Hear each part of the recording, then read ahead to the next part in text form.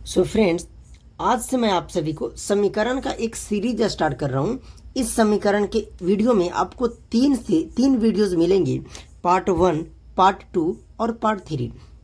Part 1, part 2 और part 3 अगर आप देख लेते हैं तो आपसे दुनिया का कोई सा भी समीकरण, दुनिया का कोई सा भी इक्वेशन बनने आसानी से बनेगा। तो बस आपको अगर इक्वेशन बनाना सीखना है, समीकरण बनाना सीखना है, तो मैं जो तीनों पार्ट अपलोड करूंगा उसको आप प्लीज़ ज़रूर देखिएगा। मैं इसका एक प्लेलिस्ट भी बना दूंगा। तो कह सकते हैं कि इक्वेशन का ये हमारा पार्ट 1 है। तो देखिए, इक्वेशन का ये पार्ट 1 है।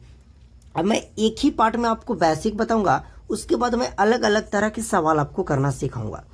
तो आपकी रिस्पॉन्सिबिलिटी बनती है कि आप तीनों पार्ट को देख लीजिए, अगर आपको इक्वेशन बहुत ही बेहतरीन तरीका से सीखना है तो देखिए, सबसे पहले हम बेसिक पार्ट की बात करें इसमें, तो यार इसमें मेन एक चीज़ होता है, वो होता है हमारा सिंबल। क्या? सिंबल। अब देखिए, सिंबल से पहले भी आपको कुछ मैं समझाता हूँ, एकदम बेसिक से समझाऊंगा। तो यार देखो, एक होती है हमारी चर राशि, चर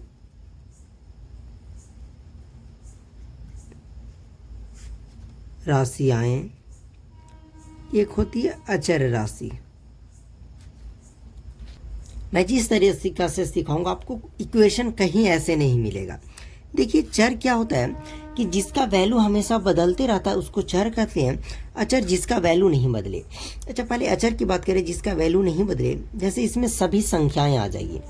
जैसे हम बोले कि 30, तो बताओ तो इस 30 का कभी भी वैल्यू बदल सकता है? कभी नहीं वैल्यू बदल सकता। अगर आपके घर इसको 30 बोलेंगे तो मेरे घर भी इसको हम 30 ही बोलेंगे। अगर इसको हम लिखे 50, तो अगर आपके घर ये 50 बोला जाता है तो आप दुनिया का कोई सा भी कोना में जाओ, इसका मतलब 50 ही होता है। अब कोई बोलेगा कि 50 बोलते हैं, तो यार 50 का मतलब भी 50 ही होता है। वो बच्चों वाली सवाल मत करना। ओके, तो इसमें हमारी सभी संख्याएं आ जाती है, ऑल नंबर्स। ओके, चर राशि क्या होती है? जिसका वैल्यू बदलती रहते हैं। आप इस इक्वेशन के पार्ट में देखोगे कि कभी आपकी x की वैल्यू जो आएगी वो कभी 5 भी आ सकती है, तो कभी x की वैल्यू 9 भी आ सकती है। तो मान लीजिए कभी अगर y की मान निकालोगे तो कभी 6 भी आ सकती है। मतलब इसकी वैल्यू जो होगी वो हमेशा चेंज होती रहती है। तो जिसकी वैल्यू चेंज होते रहे चर राशि कहलाता है। और ये हमारा a से z तक अगर कोई भी नंबर है तो उसे हम चर राशि कहते हैं। अब बेसिकली हम इक्वेशन में, किसमें? इक्वेशन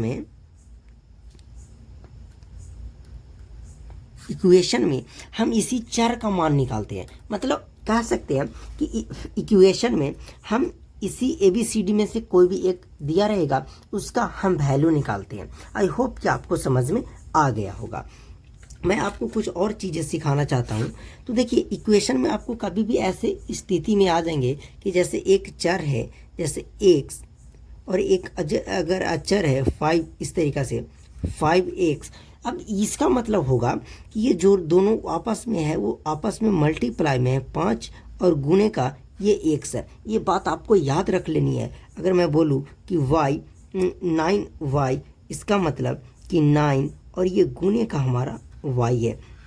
अगर हम और बात करें y 7, तो इसका मतलब भी क्या होगा कि y और ये गुणे का 7 है। अगर एक तरह के एक नंबर रहे और एक चर राशि रहे, मतलब एक अचर और एक चर, और चिपका हुआ बीच में कोई सिंबल तो है नहीं, इसका मतलब यार वो मल्टीप्लाई में होता है। और मल्टीप्लाई में है तो उसको हम डिवाइड में बदलेंगे, वो मैं अभी बताऊंगा, टेंशन मत लो। और इसी तरीक़ा से अगर मैं आपको ये बोलूँ कि जैसे ये 9x इस तरीक़ा से लिखा हुआ है, ठीक है। तो ये सबसे पहले तो एक ही चीज़ में है, तो बोलोगे कि यार ये मल्टीप्लाई में है, 9 और गुना का x है। और एक बात और याद रखनी है कि इसके आगे अगर माइनस नहीं लगा हुआ है तो इसका मतलब कि ये प्लस में भी है। ओके, आई होप कि आपको इतना चीज़ें मैं सिखा पाया। अब एक बात और आप सीख सकते हैं कि अगर कोई भी नंबर प्लस में है, इसको अगर हम बराबर के दूसरे तरफ लेकर जाएंगे तो ये माइनस में बदलेगा। अगर ये माइनस में है तो ये प्लस में बदलेगा। ऐसा क्यों? तो देखिए, आप जोड़ पढ़ते हैं, जोड़ के बाद घटाओ यानी प्लस माइनस, फिर माइनस प्लस, वही पढ़ते हैं। अगर कोई नंबर से गुना में है तो उसे डिवाइड के दूसरे तरफ हम भाग में बदलते हैं। अगर भाग में है तो उसे हम गुना में बदलते हैं। बस इस 4 नियम को समझ जाइए, इक्वेशन आपका बेहतरीन तरीक़ा से बनने लगेगा। तो आइए हम चलते हैं इक्वेशन के टाइप 1 जो प्रश्न होते हैं, टाइप 1 टाइप के प्रश्न जो होते हैं वो आपको मैं बोला ना कि इक्वेशन के लगातार 3 वीडियोस अपलोड होंगी, चाहे एक ही दिन में क्यों ना कर दूं, और आपको इक्वेशन में सिखा के रहूँगा। अब देखिए ऐसे में सिंपल सी सवाल क्या मैं आपको दूं कि जैसे x और -5 इज इक्वल टू 4।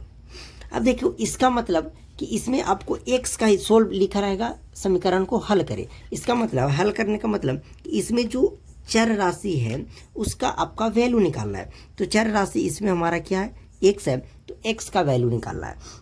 तो कभी भी आपको x की वैल्यू निकालनी रहे तो आपको एक तरफ x वाले को कर देना है और एक तरफ नंबर को कर देना है। तो यार मैं यहाँ से अगर x की वैल्यू निकालूँ तो बराबर करूँ, पहले से कितना है 4 और ये माइनस का 5 है। तो जब हम माइनस को बराबर के दूसरे तरफ भेजेंगे तो ये -5 बराबर के दूसरे तरफ आते ही ये अपना रंग रूप बदल कर प्लस का 5 हो जाएगा। सो कह सकते हैं कि x is equal to 4 + 5 is equal to 9। तो यहाँ से x की जो वैल्यू आई वो हमारा 9 आया। आई होप कि आपको समझ में आ रहा होगा। अब हम इसे चेक कैसे करेंगे कि हमारा बना हुआ सही है या गलत, मैं आपको पूरा मास्टर बनाने वाला हूँ। तो चेक करने के लिए जो भी इक्वेशन दिए हुए हैं x - 5 इज इक्वल टू 4, यही इसको सॉल्व करके हमने x की जो वैल्यू लाई वो हमने 9 लाया। अगर आप x की जगह 9 रखिएगा और बराबर में दोनों तरफ अगर बराबर, इसका मतलब क्या होता है, इस सिंबल का मतलब बराबर, बराबर का मतलब कि अगर इधर 3 है तो इधर भी 3 होना चाहिए, अगर इधर 9 है तो इधर भी 9 होना चाहिए, यही होनी चाहिए ना। तो यार मैं x की जगह क्या रख सकता हूँ, तो 9 रख सकता हूँ और -5। बताओ 9 में से 5 जाएगा 4, क्या हमारे इक्वल यानी बराबर आ गया, बिल्कुल। तो ये हमारा इक्वेशन बनाया हुआ बिल्कुल ही सही है। आई होप कि आपको समझ में आ गया होगा कि इस टाइप के इक्वेशन को कैसे बनाया जाता है। ओके, अब चलिए मैं दूसरा पेजेस लेता हूँ। अब देख लो, अब इस टाइप के क्वेश्चन रहे कि x - 5 इज इक्वल टू -6, तो इसमें x की वैल्यू क्या होगी। देखिए x की जगह कुछ भी हो सकते हैं, a b c d, अब जो कह सकते हैं। तो यार मैं वही बताया कि अगर x की वैल्यू निकालनी है तो हम बराबर के इधर x को रखेंगे और पहले से ये -6 है तो -6 रहने दीजिए। इस -5 को बराबर के जब हम दूसरी तरफ लेकर जाएंगे तो ये -5 बदल करके ये +5 में हो जाएगा। ओके, अब 6 इज इक्वल टू, अब बताओ 6 में से 5 को घटाएंगे तो मैं आपको बता दूं कि एक माइनस में रहे और एक प्लस में रहे, तो ऐसे स्थिति में हम नंबर को घटा देते हैं। तो 6 में से 5 जाएगा 1 आएगा।